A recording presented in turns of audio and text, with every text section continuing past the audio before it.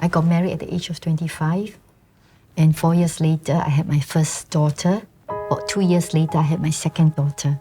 One evening that we were on our way for supper along Holland Road, that's where the car actually went over to the other side of a carriageway. It was turtle turn, where this opposite carriageway where 4 cars toppled upon us. He died instantly. I was in a coma for 3 days. That time the children were only 14 months old and 3 years old. My husband was 7 years my senior. We had a good time because he looked after me, he pampered me. And although I was not a Christian then, I followed him to church, would fall asleep, and 10 years after our marriage, then I decided to receive Christ.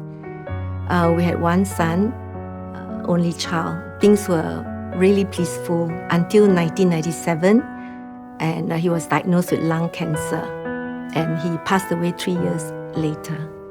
I got married in 2003, and I had my first child in 2005, and the second one in 2009. We are always together, and he's like a soulmate. 2009, the doctor diagnosed him with 4th stage pancreatic cancer. Neither chemotherapy or surgery will be able to help him because it's already at the end stage. And he passed away within 6 weeks of diagnosis. No help books. Even I go to Times Bookshop. Those days there's no Google. So I try to find out what is all grief about. Just didn't know how to survive and didn't know what to do next. It's just very fearful. During like festive occasions, anniversaries, or even birthdays, or even my children's graduation, like celebrating every milestone in their life. So it does pains me when I see them achieving a milestone, but their daddy is no longer there. After in hospital for 2 weeks, when I get home, that was the time I feel it. I begin to understand that he's no longer coming back. That was tough. I challenge even customers who are Christian who come to my flower shop. I challenge them this question: if your God is so good, why didn't he stop the accident? She couldn't answer me. So I asked more questions. Why do you believe in God that he cannot help me? Look at me now. Right now, my 2 children, they are fatherless. And I say, if I'm wicked, let God punish me. Don't punish the 2 kids.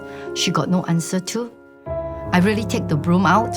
I just really ask her to get out. Just get out. Don't come and talk to me anymore.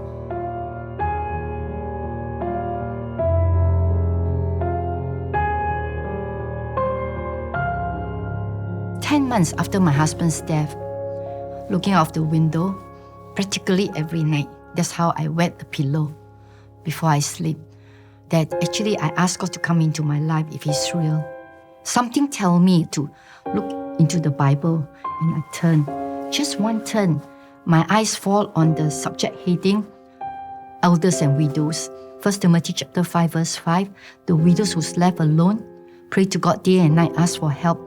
I was so shocked. So I start flipping the Bible just to find more verses like that, and was very, very compelled to kneel down and say this prayer that I receive you into my heart.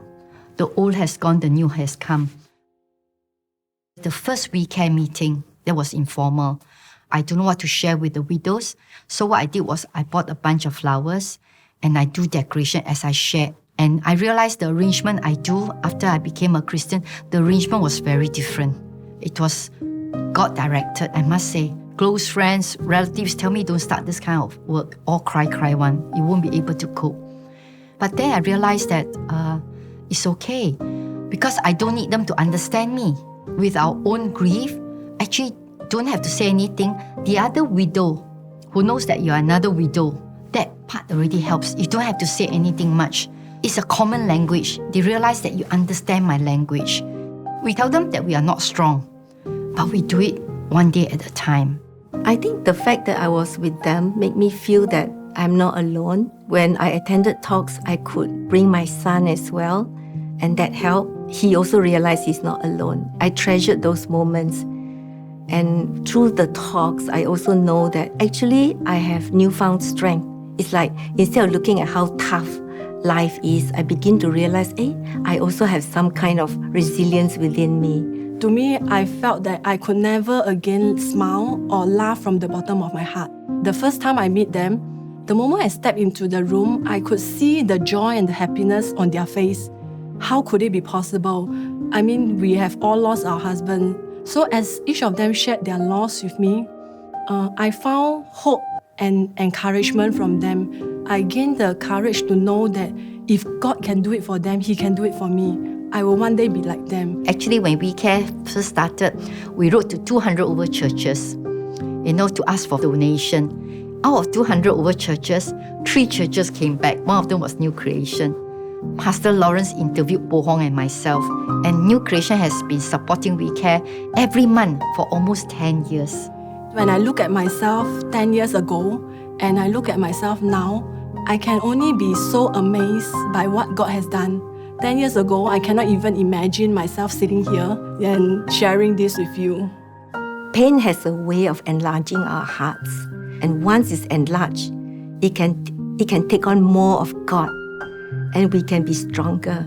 And when we are stronger, we can actually live fuller lives. We can help others. So it's my belief that we don't need to live a defeated life. We can do more, and with God's help, we can.